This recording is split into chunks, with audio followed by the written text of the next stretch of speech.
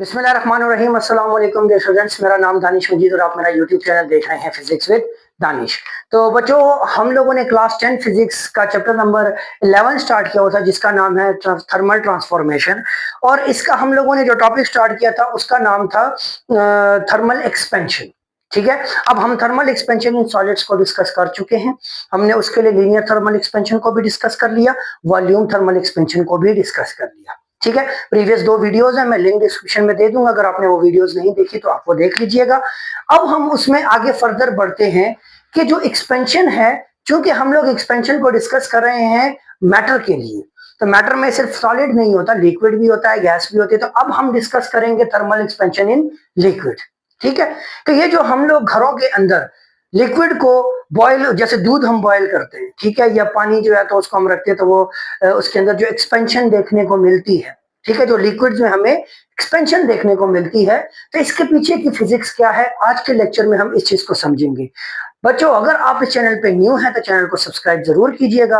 Video अगर आपको पसंद आए तो वीडियो को लाइक भी कीजिएगा, अपने दोस्तों के साथ भी शेयर कीजिएगा। ठीक हो गया?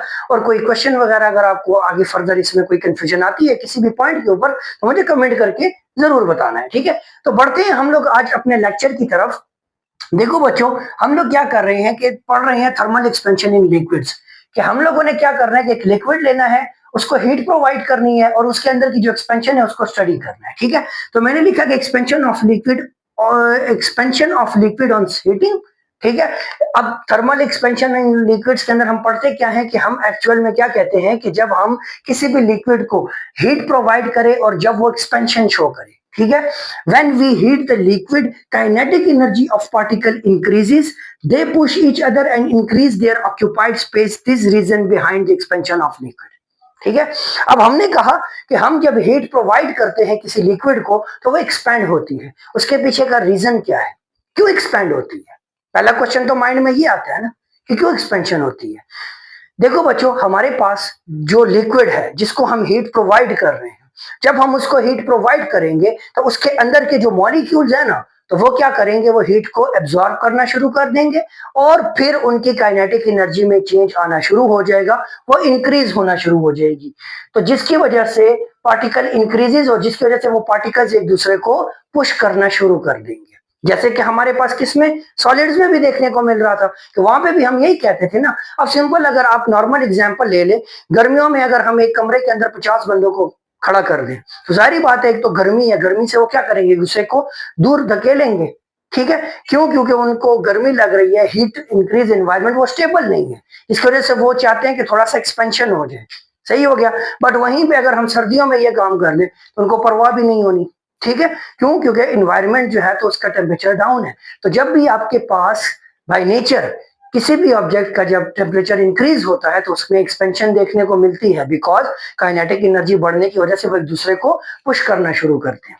पॉइंट समझ आई होगी? ठीक हो गया। तो ये रीजन है बिहाइंड के हमारे पास एक्सपेंशन इन लिक्विड क्यों होती है। अच्छा, अब देखो बच्चों, एक्सपेंशन इन लिक्विड्स ना 2 किस्म की होती है। एक होती है रियल वॉल्यूम एक्सपेंशन और एक होती है अपेरेंट वॉल्यूम एक्सपेंशन। अब इन दोनों में क्या डिफरेंस और इनकी क्या कहानी है? देखो बच्चों, रियल वॉल्यूम एक्सपेंशन वो वॉल्यूम एक्सपेंशन है जो एक लिक्विड में एक्चुअल में होती है, और अपेरेंट वॉल्यूम एक्सपेंशन वो एक्सपेंशन है जो कि हमें नजर आती है। मैं आपको आसानी से समझाता हूँ, ठीक है, आसान तरीके से, कि जो एक्सपेंशन हमें वाटर में देख, अब जैसे मैंने दूध उबलने के लिए रख दिया किचन में, ठीक है, अब एक एक्सपेंशन जो कि उसके अंदर रियल में होगी, उसकी फिजिक्स क्या है तो वो हम यहाँ पे देखेंगे। और एक जो कि मुझे नजर आ रहा है कि यहाँ पे दूध था और एक्सपेंड होकर यहाँ पे पहुंच गया, तो ये मुझे नजर आया। अब इन दोनों के पीछे का लॉजिक क्या है तो वो समझेंगे इस डायग्राम के जरिए। ठीक है, देखो बच्चों, इस डायग्राम को जरा देखें कि ये डायग्राम हमें क्या कह रही है। इस डायग्राम के अंदर बच्चों हम लोगों ने एक कंटेनर ले लिया है। कंटेनर के अंदर हम लोगों ने वाटर को, किसी भी लिक्विड को, वाटर को भी छोड़े, किसी भी लिक्विड को हमने यहाँ पे इसके अंदर प्लेस कर दिया है। मैंने इसको हीट प्रोवाइड करना शुरू कर दी। अब कॉन्सेप्ट को जरा गौर से समझिएगा, ठीक है। मैंने इसको हीट प्रोवाइड करना शुरू कर दी। मेरे पास इनिशियल जो इसका वॉल्यूम है वो है V1। वो क्या है? V1। ठीक है, अच्छा, अब V1 पे ये लिक्विड जो है तो वो पड़ा हुआ है, अब मैंने इसको हीट प्रोवाइड करना शुरू की। अब मुझे क्या देखने में लगेगा कि ये V1 पे लिक्विड पड़ा हुआ है, जैसे इसको हीट प्रोवाइड की और एक्सपेंशन हो गई। बट एक्चुअल में बच्चों ऐसा नहीं होता। एक्चुअल में कैसे होता है कि देखो बच्चों, हमारे पास ये जो हीट है ये डायरेक्टली प्रोवाइड की जा रही है इस कंटेनर को। अब होगा क्या कि पहले कंटेनर हीट एब्जॉर्ब करेगा, फिर वो आगे ट्रांसफर करेगा लिक्विड को। और जब कंटेनर हीट एब्जॉर्ब कर रहा है तो कंटेनर भी तो एक मैटर है, और जब भी मैटर की तो प्रॉपर्टी है कि वो हीट एब्जॉर्ब करेगा तो वो तो एक्सपेंड करेगा। तो मतलब कि कंटेनर पहले एक्सपेंड होगा, जिसकी एक्सपेंशन की वजह से ये जो लिक्विड का V1 का वॉल्यूम है ये V2 पे आ जाएगा, नीचे गिर जाएगा, because of expansion of container. ठीक हो गया। तो अब उस एक्सपेंशन की वजह से मेरे पास V1 से वॉल्यूम V2 पे आ गया। अब जब तक ये कंटेनर एक्सपेंड होता जा रहा है ये नीचे आएगा, और जैसे ही इसकी एक्सपेंशन रुक जाएगी तो फिर लिक्विड जो है तो वो एक्सपेंड करना शुरू कर देगा। ठीक हो गया। तो लिक्विड की एक्सपेंशन जो है तो वो यहां से इस V2 से लेके V3 तक होगी, और इसी को हम कहेंगे रियल एक्सपेंशन। जो एक्चुअल में एक्सपेंशन होगी वो यहां से यहां तक होगी, और जो हमें नजर आ रही थी वो आ रही थी V1 से डायरेक्टली V3, जिसको हम अपेरेंट एक्सपेंशन कहते हैं। ठीक हो गया। तो अब मेरे पास एक्चुअल में, अब आपको उम्मीद करता हूं कि पॉइंट समझ आए होंगे कि रियल वॉल्यूम एक्सपेंशन और अपेरेंट वॉल्यूम एक्सपेंशन का डिफरेंस क्या है। रियल वॉल्यूम एक्सपेंशन क्या कहती है? When heat is applied directly to the liquid and cause it to expand, such an expansion is called real expansion। मतलब कि इनिशियली मेरे पास हीट जो है तो वो तो कंटेनर को प्रोवाइड की जा रही थी, कंटेनर ने क्या किया, मैक्सिमम हीट को एब्जॉर्ब कर लिया। नाउ वो कंटेनर जो है तो ट्रांसफर कर रहा है उस हीट को टू द लिक्विड, और अब वो लिक्विड क्या करेगा, it will absorb the heat and expand. ठीक हो गया। तो वो एक्सपैंड होगा, और जब वो एक्सपेंशन करेगा तो वो जो एक्सपेंशन होगी वो हमारे पास रियल एक्सपेंशन होगी। ठीक है। This expansion is similar to the volume thermal expansion, क्योंकि सेम यही चीज हमें वॉल्यूम थर्मल एक्सपेंशन में भी देखने को मिली थी। उसमें भी इन सॉलिड्स की अगर हम बात कर रहे थे, उसमें भी हम क्या कह रहे थे, वॉल्यूम है किसी के ऑब्जेक्ट का, उसको हीट प्रोवाइड कर रहे हैं, उसमें एक्सपेंशन आ रही है। ठीक हो गया। अब यहाँ पे वो वाला अपेरेंट वाला सीन यहाँ पे नहीं है। सॉलिड्स के अंदर हमने अपेरेंट का कॉन्सेप्ट नहीं डिस्कस किया था, उसमें बस एक ऑब्जेक्ट है, उसका वॉल्यूम है, हीट प्रोवाइड की, वॉल्यूम एक्सपेंड हुआ, तो यहाँ पे वॉल्यूम एक्सपेंशन हो गई। सेम अब यहाँ पे भी जो रियल एक्सपेंशन होगी ना, जो लिक्विड के अंदर जो रियल एक्सपेंशन होगी वो एग्जैक्टली सिमिलर है volume thermal expansion in solids की, जिसकी वजह से हम उसका जो कोफिशिएंट ऑफ थर्मल एक्सपेंशन जो लिखते हैं उसको हम रियल एक्सपेंशन के लिए, रियल वॉल्यूम एक्सपेंशन के लिए हम उसको गैमा आर से रिप्रेजेंट करते हैं, और ये इक्वल हो जाएगा बीटा के। Now what is beta?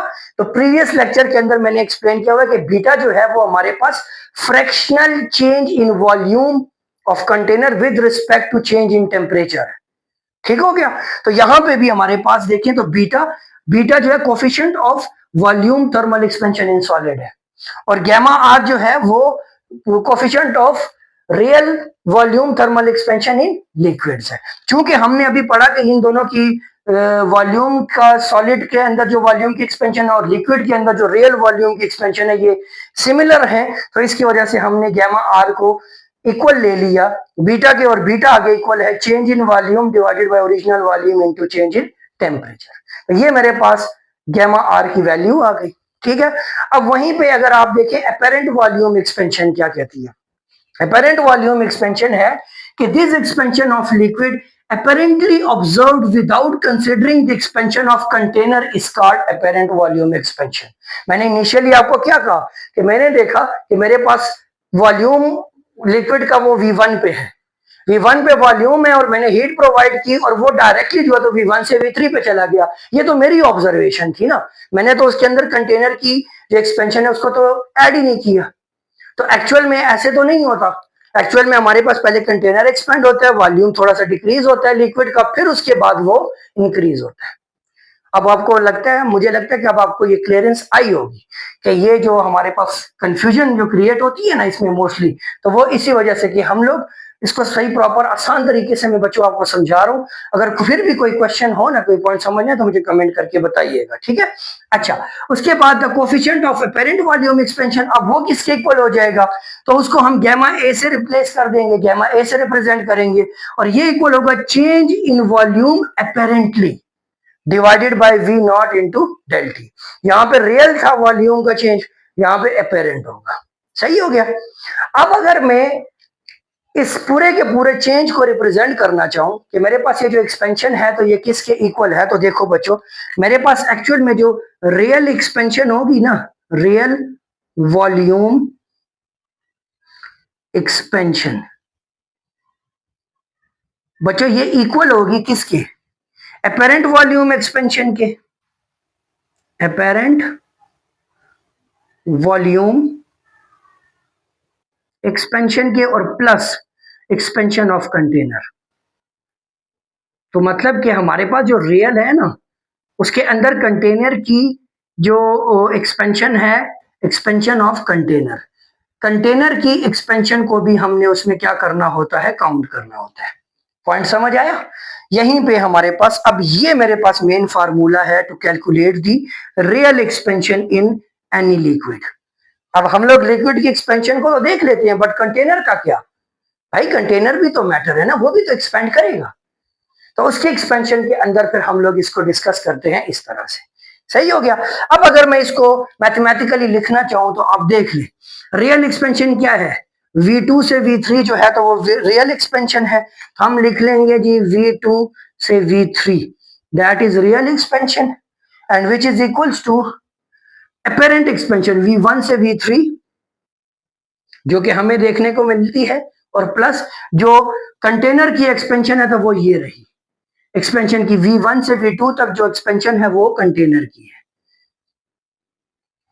क्योंकि यहाँ पे V1 पे इनिशियली मेरे पास लिक्विड पड़ा हुआ है, कंटेनर जैसे ही एक्सपेंड करेगा तो V1 से वो डायरेक्टली V2 पे आ जाएगा, ठीक है। अब आपने अगर कंटेनर की एक्सपेंशन फाइंड करनी है तो इनिशियल आपको वॉल्यूम पता होता है कि इनिशियल लिक्विड का वॉल्यूम कितना था, उसको कैलकुलेट कर लिया, फिर एक्सपेंशन के बाद वॉल्यूम कितना नीचे आया, डिक्रीज कितना हुआ, उसको भी फाइंड किया, दोनों को माइनस करेंगे तो आपको एक्सपेंशन इन कंटेनर ये भी मिल जाएगा।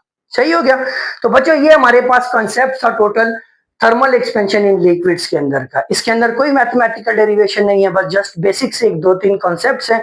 बस आपको रियल वॉल्यूम एक्सपेंशन का और अपेरेंट वॉल्यूम एक्सपेंशन का पता होना चाहिए, और आपको इस डायग्राम के अंदर उसको रिप्रेजेंट करना आना चाहिए, आपके पेपर में कोई कंफ्यूजन क्रिएट नहीं होगी। ठीक हो गया। तो उम्मीद करूंगा बच्चों कि आपको ये कॉन्सेप्ट सारा समझ आया होगा। बच्चों कोई भी क्वेश्चन हो, कोई भी क्यूरी हो तो मुझे कमेंट करके जरूर बताइएगा। अगर तो आप चैनल पे न्यू है तो एक दफा फिर कह रहा हूँ कि चैनल को सब्सक्राइब करते हुए जाइएगा, वीडियो को भी लाइक कीजिए, अपने दोस्तों के साथ शेयर भी कीजिएगा। नेक्स्ट वीडियो का अपना ख्याल रखें बच्चों, तब तक के लिए अल्लाह हाफिज।